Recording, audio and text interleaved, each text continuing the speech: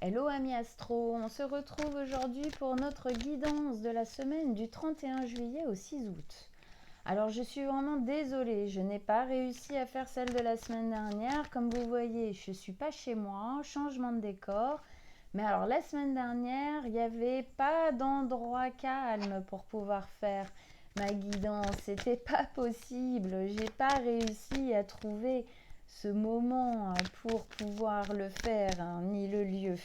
Mais là, on va y arriver, ça y est. Alors, du coup, semaine du 31 juillet au 6 août, qu'est-ce qu'on nous demande de regarder? Qu'est-ce qu'on nous demande de travailler? Qu'est-ce qui se passe? Qu'est-ce qui se fait sentir sur cette semaine du 31 juillet au 6 août? Allez. Un message, un conseil pour notre semaine. La lutte. Ok, allez, on va aller la lire. La lutte.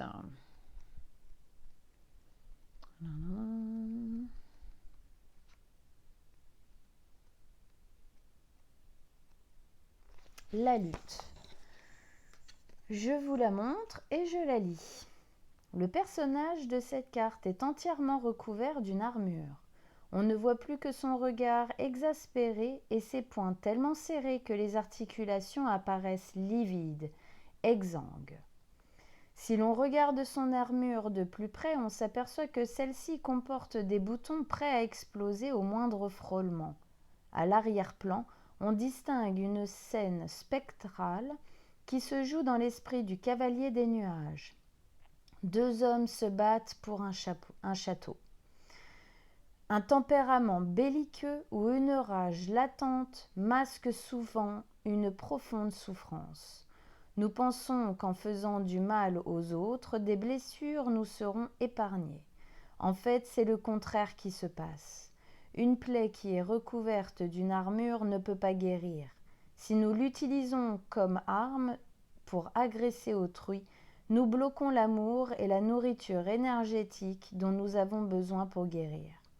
Si cette description correspond à votre attitude, il est temps de baisser les armes. Il y a tant d'amour à recevoir si vous le permettez.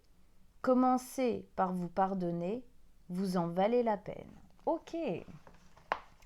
Alors, la lutte ici, qu'est-ce qu'elle nous dit? Elle nous dit effectivement qu'il y a peut-être des choses à l'intérieur de nous qu'on ne voit pas comme une souffrance. Il y a peut-être des choses en nous qu'on va décrire comme de la colère, de l'énervement, mais qu'en fin de compte, derrière tout ça, eh ben oui, c'est de la souffrance. Pourquoi? Parce que quand il se passe quelque chose dans notre vie, quelque chose qui nous met en colère, qui nous met peut-être dans une rage intense, c'est que ça vient toucher à l'intérieur de nous quelque chose qui est souffrant, quelque chose qui est blessé.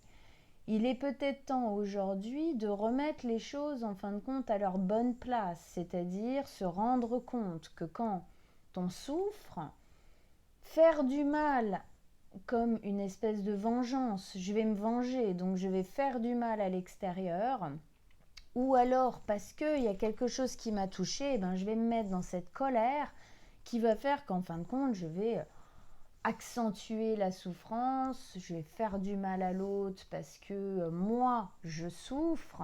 Et c'est pas comme ça qu'on guérit, c'est pas en rajoutant de la souffrance sur la souffrance qu'on peut guérir. Au contraire, on va plutôt calmer les choses, avoir un regard un petit peu plus global sur une situation pour pouvoir y voir plus clair, calmer cette souffrance à l'intérieur de nous. On dit souvent que la colère, la haine, la rage, c'est l'inverse de l'amour. C'est parce qu'il y a quelque chose de l'ordre de l'amour qui est blessé. L'amour, pas obligatoirement amoureux, mais l'amour à l'intérieur de nous, d'accord, qui a été blessé et du coup on va au contraire. Mais c'est justement parce qu'on a voulu donner quelque chose de positif que la colère arrive quand on n'a pas, en fin de compte, ce qu'on aurait voulu avoir ou ce qu'on aurait voulu que ça produise dans la situation dans laquelle on était. Ok. Bon, alors en gros ici on nous demande de pas être dans la vengeance, dans la colère, faire du mal à l'autre parce que nous-mêmes nous sommes blessés, mais justement guérir les choses qui sont à guérir pour aller beaucoup plus vers l'amour justement, hein.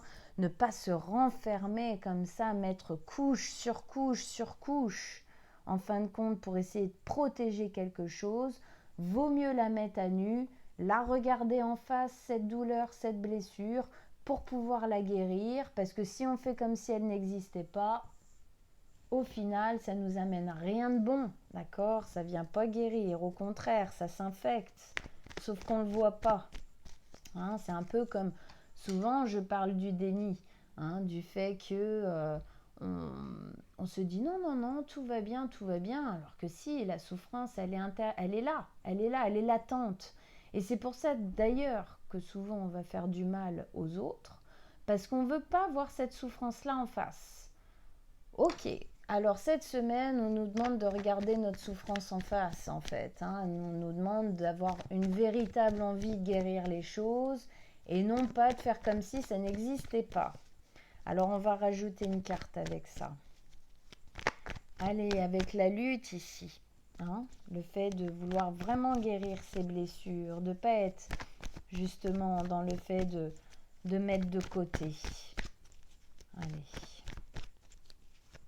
Hein, c'est justement en n'étant pas, comme ils disent, un tempérament belliqueux, une rage latente, hein, qui masque la souffrance, qui la guérit pas du tout, on s'en protège pas du tout non plus d'ailleurs, hein.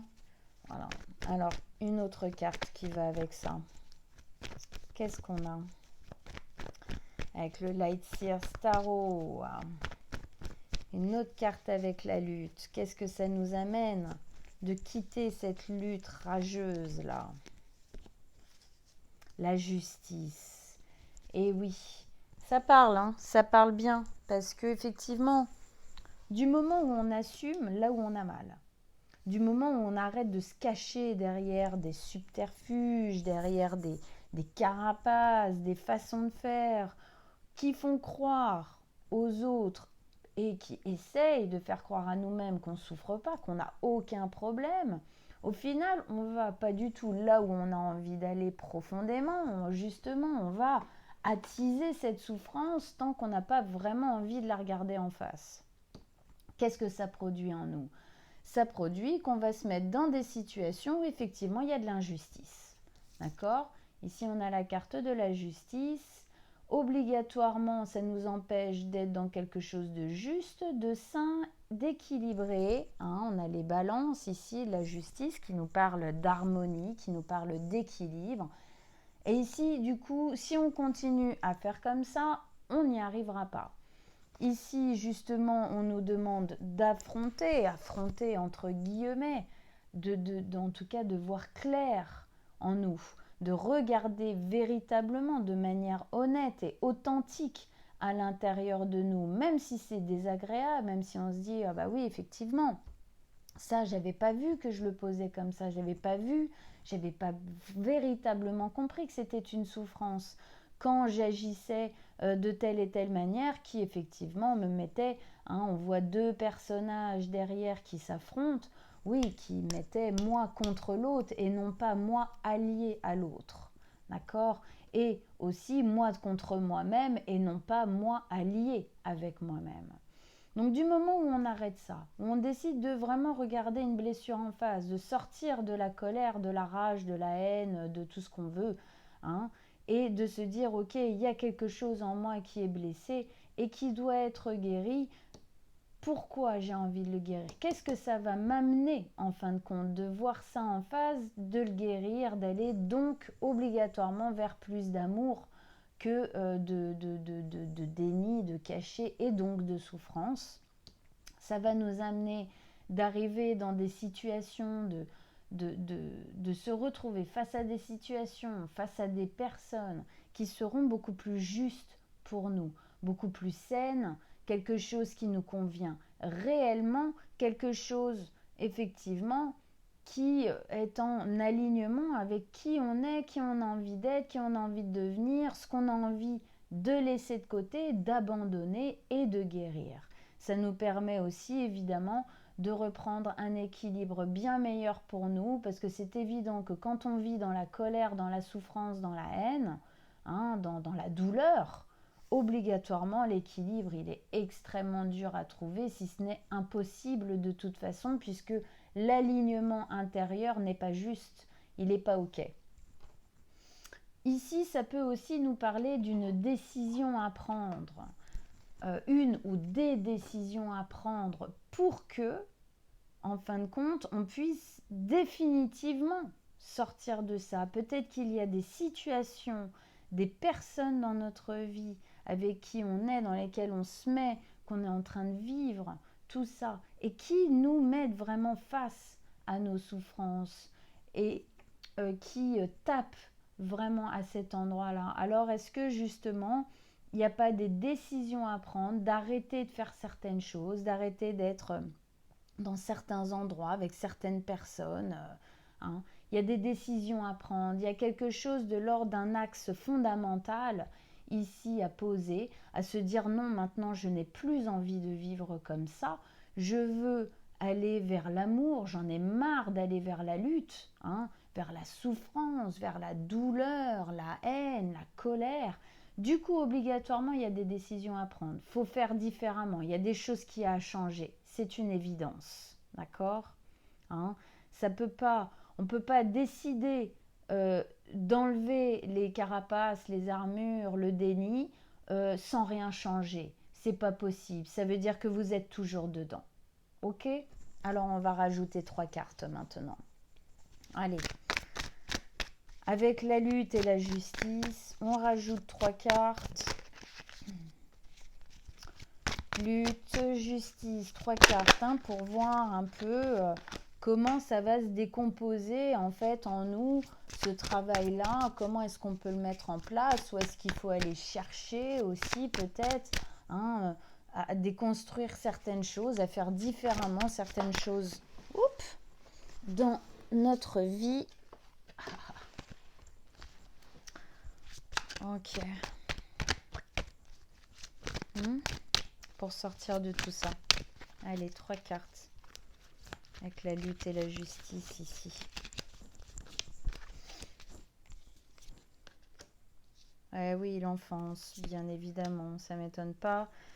Chevalier de bâton et la 5 de bâton. Ouh, ça n'a pas été évident, c'est sûr. C'est comment dire ? Va falloir changer des habitudes. Claire. Ici, 6 de coupe. La 6 de coupe, elle nous parle de remettre de la douceur déjà. Elle nous parle de remettre de l'innocence, de la douceur, de l'amour, de la bienveillance, de la bonté, de la légèreté. Quelque chose vraiment de doux en fait dans notre vie. Ah bah oui, on voit bien de quoi on parle. On parle de quelque chose qui est assez rigide, qui est froid, c'est dur, les angles sont exigus, sont pointus, ça blesse, d'accord ? Donc effectivement, on change des choses, on remet de l'harmonie en décidant d'enlever cette carapace pour pouvoir mettre plus de douceur, plus de bienveillance, plus d'innocence, plus de candeur, plus de légèreté dans notre vie. Cette carte, elle nous amène aussi autre chose. Elle nous dit que ces habitudes de cacher comme ça nos souffrances, qui est une très mauvaise habitude, alors on l'a fait pendant l'enfance. Pourquoi on l'a fait pendant l'enfance ? On l'a fait parce que ça nous a aidé à survivre, parce que si on faisait pas ça, si on mettait pas ces carapaces-là, peut-être même qu'on serait mort de ce qu'on... C'est un peu glauque de dire ça comme ça, mais malheureusement c'est vrai. Beaucoup d'entre nous, enfants, ont vécu des choses très difficiles à vivre, très difficiles à voir, à entendre, à sentir à l'intérieur de nous. Et nous avons pris l'habitude de nous protéger d'une certaine manière, comme on pouvait le faire quand on était enfant, c'est-à-dire à mettre des armures, à ne pas montrer, à se protéger comme on pouvait. Mais aujourd'hui, ça ne marche plus. Ça nous a aidé à survivre à notre enfance, mais aujourd'hui, ça nous empêche de vivre. Aujourd'hui, ça ne nous sauve pas, au contraire, ça nous met dans les soucis. Ça nous ramène toujours à cette douleur. Aujourd'hui, cette carapace, il faut absolument qu'on l'enlève. Aujourd'hui, cette carapace, elle vient nous empêcher de vivre librement. Elle nous empêche de prendre des décisions, elle nous empêche de remettre de l'équilibre, elle nous empêche d'être dans des espaces et avec des gens et dans des situations bénéfiques, bienveillantes pour nous. Donc effectivement, ici, il y a un gros lien à qu'est-ce que j'ai vécu dans mon enfance qui m'a amené à gérer les situations, les gens, les faits dans ma vie de cette manière-là. Et qu'aujourd'hui, je vois bien que gérer comme ça va plus. C'est plus possible, ça ne fonctionne plus.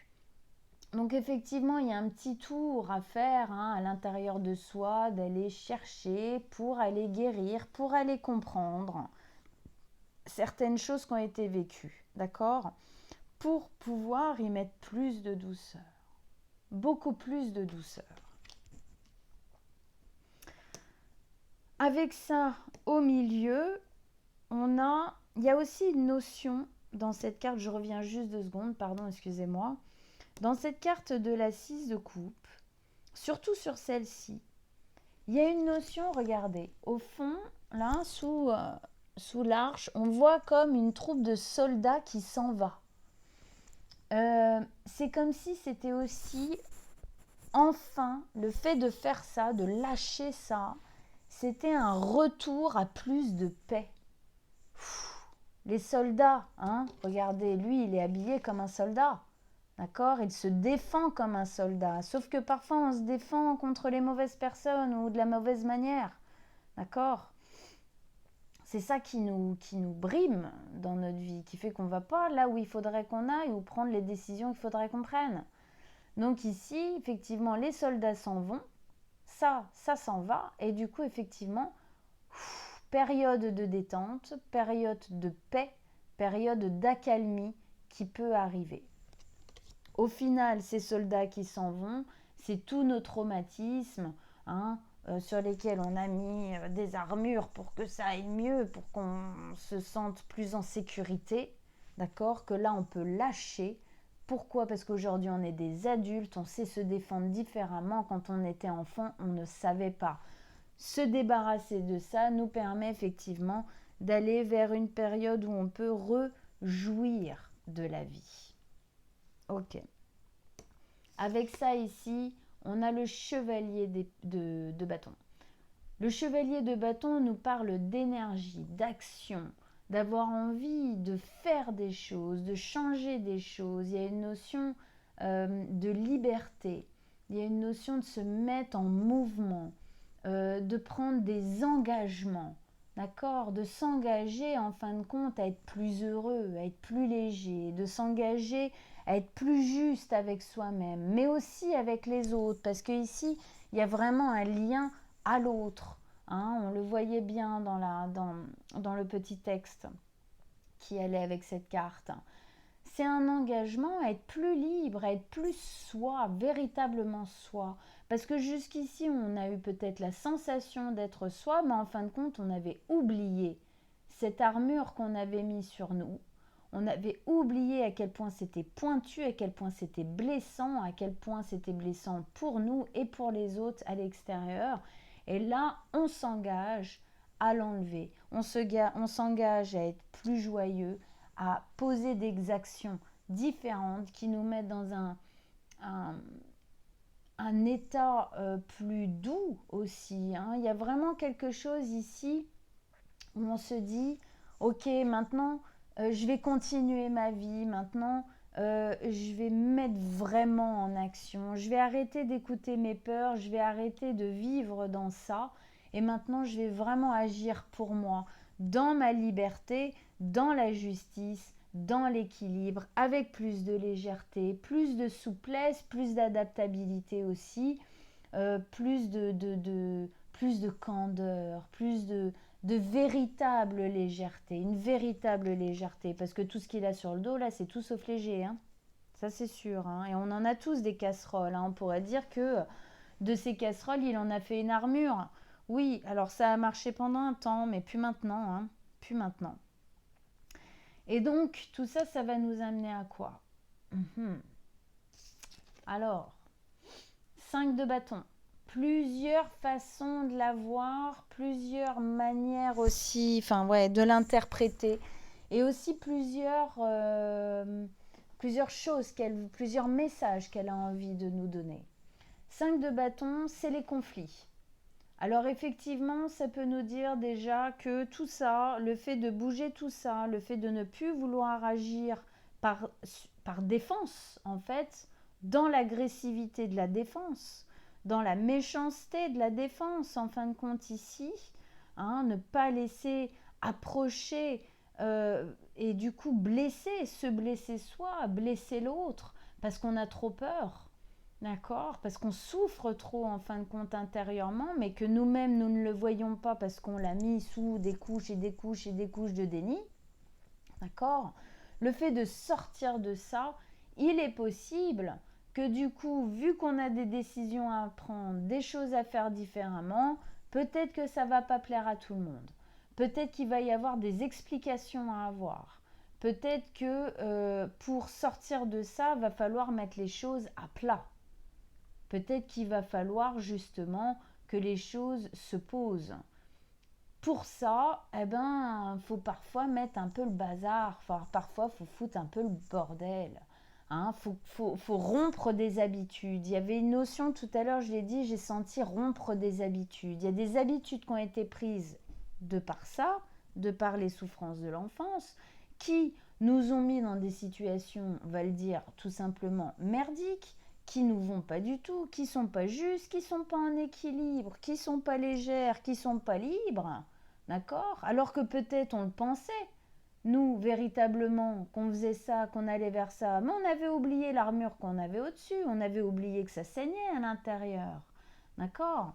Donc effectivement, il va y avoir peut-être des discussions à avoir, quoi, des petits conflits, des petits trucs pour dire, bon bah voilà, ça maintenant c'est plus possible, ça peut plus se passer comme ça, faut faire différemment.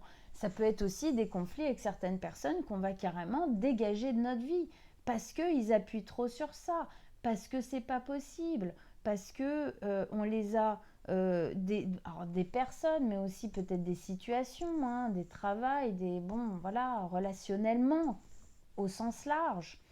Parce que effectivement, on les a choisis dans notre vie à cause de ça et c'est plus possible. Donc, petit conflit. Mais en gros, pour moi, c'est un ménage. Souvent sur cette carte, je prends l'image de quelqu'un qui va vouloir réorganiser ou redécorer son intérieur. On va prendre le salon, on a envie de le redécorer. On en a marre, ça fait trop longtemps que c'est comme ça, que c'est posé de cette manière-là, ça a pris la poussière, il y a un ras-le-bol. Donc au début, avant que ça reprenne une nouvelle place, beaucoup plus en équilibre, beaucoup plus en harmonie et en justesse avec qui on est devenu depuis, ça va être un peu le foutoir. C'est-à-dire qu'il va falloir dégager des meubles, peut-être même mettre tout au milieu. On va peut-être repeindre, il faut enlever la déco, faut reboucher les trous, on va peut-être changer les tapis, il faut bouger le canapé. Bon, c'est le bazar. Au début, c'est le bazar. Pour pouvoir ensuite remettre les choses dans un nouvel ordre, peut-être dégager certaines choses, désencombrer, enlever ce qui est cassé, ce qui n'est plus utile, pour remettre de l'ordre. Et en fin de compte, c'est ce qu'on nous dit. On nous dit que peut-être cette semaine, on va y avoir effectivement se dire, bon ok, maintenant je veux faire différemment, je veux changer les choses et tout, puis ça va peut-être être un peu le bordel au début, ça va peut-être un peu bazar au début, le temps qu'on prenne de nouvelles habitudes, qu'on change nos habitudes pour faire des choses plus positives, plus bienveillantes, plus saines aussi, pour nous-mêmes.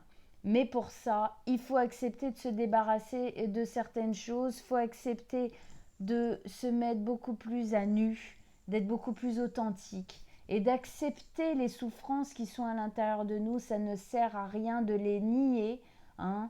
ça nous amène vers plus de problèmes. Alors oui, quand on décide de faire quelque chose comme ça, c'est pas évident. Ça demande de se libérer, d'accord, hein. Ça demande de parler, d'expliquer, de changer des choses. Au début, c'est pas évident de changer les habitudes, hein. Elles ont la vie dure, les habitudes. Donc c'est aussi un peu de être un peu sévère aussi d'une certaine manière avec soi-même et avec les autres, parce que les autres aussi, ils ont la vie dure avec leurs habitudes par rapport à nous. Il va falloir qu'ils changent aussi leurs habitudes par rapport à nous. Donc il y a quelque chose effectivement ici de l'ordre un peu du chevalier qui dit maintenant non, ça suffit, c'est comme ça. Et les petits conflits, parce qu'il va falloir s'habituer à faire différemment et aussi être un peu sévère, hein. L'amour, il y a une dose de sévérité dans l'amour. C'est obligatoire parce qu'on a tous nos limites et pour que l'amour subsiste, je dois avoir mes limites et l'autre doit comprendre mes limites. Et il doit les respecter, tout comme moi je dois respecter les siennes. Donc ça peut prendre un peu de temps avant que ça se repose. Voilà, ami astro. Eh bien, écoutez, j'espère que cette guidance de la semaine vous a parlé. J'espère que ça vous aide. Si vous vous sentez dans une situation un petit peu comme celle-ci, que ça vous aide en fin de compte à y voir plus clair, à avoir quelques pistes, quelques manières de faire supplémentaires pour reposer les choses correctement dans votre existence. Moi, juillet, août, c'est des mois parfois un peu plus soft où on peut justement faire ce genre de travail. Alors, on y va, hein, on arrête de se faire du mal et du coup, de par miroir, faire du mal à l'autre et aller vers quelque chose de plus bienveillant. Je vous souhaite à tous une très bonne semaine, hein. On garde ça en fond de mémoire si effectivement on a ce genre de travail à faire. Si vous désirez une guidance personnelle, en dessous de la vidéo, je vais mettre mon adresse mail. Vous pourrez m'envoyer un petit message et on prendra rendez-vous ensemble avec grand plaisir. Je rentre à la fin de la semaine, donc tout va bien. Je vais pouvoir reprendre les consultations. Je vous embrasse tous très très fort. Ciao ciao.